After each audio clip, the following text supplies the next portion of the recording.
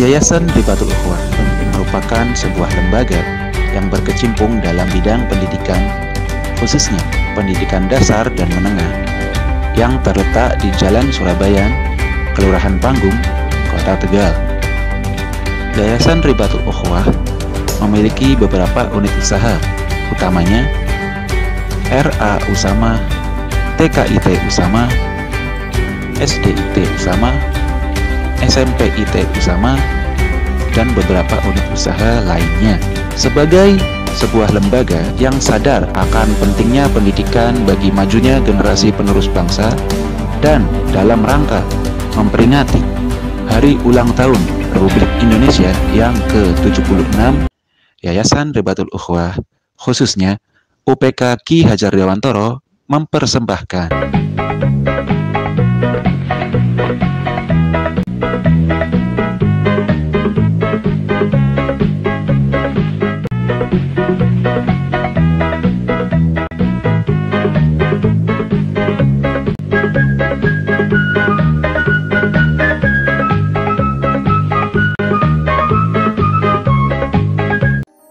biografi singkat kisah hidup Ki Hajar Dewantoro. Tentunya kita semua sudah tidak asing lagi dengan sosok Ki Hajar Dewantoro sebagai Bapak Pendidikan Indonesia yang meletakkan fondasi penting dalam sistem pendidikan di negeri tercinta kita, NKRI. Namun, tidak banyak yang mengetahui kisah hidup beliau semasa kecil dan remajanya.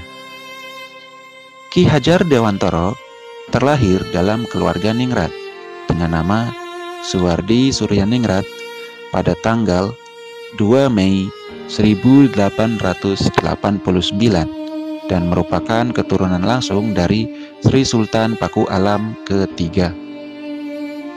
Sebagai seorang bangsawan, Suwardi mendapatkan banyak keistimewaan yang tidak dimiliki oleh anak-anak lain yang seusia dengannya. Salah satunya adalah mendapat kesempatan untuk bisa bersekolah di Stovia, atau yang juga dikenal sebagai Sekolah Dokter Jawa. Namun, sayangnya kondisi kesehatannya yang kurang baik membuat Suwardi tidak dapat naik kelas, dan beasiswanya pun dicabut. Hingga akhirnya Suwardi pun memutuskan untuk keluar dari sekolah Stovia tersebut. Selepas keluar dari Stovia, Suwardi pun bekerja sebagai asisten apoteker di Apotek Radcamp, Yogyakarta. Selain itu, Suwardi juga aktif dalam mengasuh surat kabar harian Sedio Tomo yang berbahasa Jawa dan Medan Java yang berbahasa Belanda. Keaktifan Suwardi dalam dunia jurnalistik memperkenalkannya dengan Douwes Dekker, yaitu sosok yang mengajaknya untuk mengasuh bersama-sama surat kabar di Express di Bandung, dan juga bersama dengan Sucipto Mangunkusumo mengajaknya untuk mendirikan Indische Partij, partai politik pertama yang berani mencantumkan visi menuju ke arah Indonesia merdeka. Tulisan-tulisan Suwardi dan kawan-kawannya yang provokatif dianggap berbahaya oleh pemerintah Hindia Belanda. Suwardi, Douwes Dekker, dan Cipto Mangunkusumo awalnya akan diasingkan ke berbagai tempat terpisah di Indonesia. Namun, atas permintaan mereka sendiri, mereka diasingkan ke Belanda pada tahun 1913. Selama menjalani pengasingan di Belanda, mulai tumbuhlah cita-cita Suwardi untuk memajukan kaum pribumi, utamanya melalui jalur pendidikan. Suwardi juga memutuskan untuk melepas nama bangsawannya dan memilih untuk dipanggil sebagai Ki Hajar Dewantoro. Berada jauh di negeri orang dan dengan segala keterbatasannya selama berada di pengasingan, tidak lantas membuat Ki Hajar Dewantoro patah semangat. Justru Ki Hajar Dewantoro memanfaatkan kesempatan ini sebaik-baiknya hingga beliau berhasil mendapatkan ijazah bergengsi yang disebut Europees Act. Dengan adanya ijazah ini, Ki Hajar Dewantara dapat mendirikan berbagai lembaga pendidikan di Indonesia. Salah satunya yaitu Taman Siswa di Yogyakarta yang menekankan pendidikan kebangsaan dan patriotisme kepada peserta didiknya, mengajarkan rasa cinta tanah air, dan menumbuhkan semangat untuk memerdekakan Indonesia.